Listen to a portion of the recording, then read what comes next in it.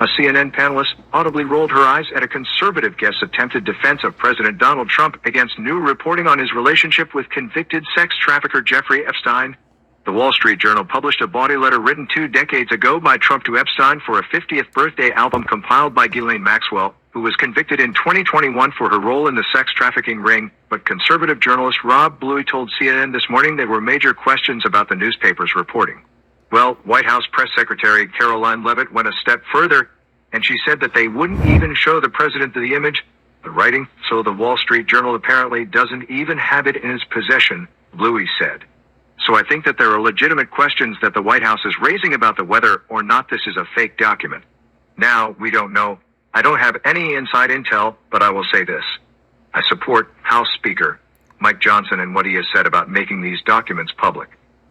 I think that it's important for the American people to decide and see with their own eyes what the government has in its possession, Bluey added, and I hope at the end of the day the president realizes that that is what he campaigned on, that is what he will deliver.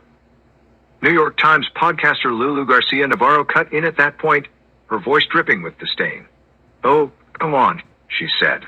"I just want to say, I mean, the idea that this is a fake document coming from the Wall Street Journal and their editor Emma Tucker, that Rupert Murdoch, whose Fox News is one of the biggest supporters of this presidency, that he would publish something that wasn't rock solid, is absolutely, it belies incredulity. And so I do not believe that this is fake, and I think it's going to cause an enormous problem for this president. Because at every juncture, all fingers have pointed to Donald Trump in the Epstein matter. He had a relationship with Epstein. We know that he had a relationship with Epstein, and now this actually proves, perhaps, that this relationship went far beyond what the president himself has admitted to, and so it does cause a big problem. This has captured the popular imagination.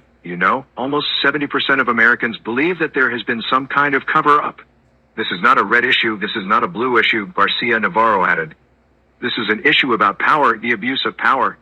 And this man who was at the center of a terrible sex trafficking ring, and the fact that the President of the United States might be implicated in that.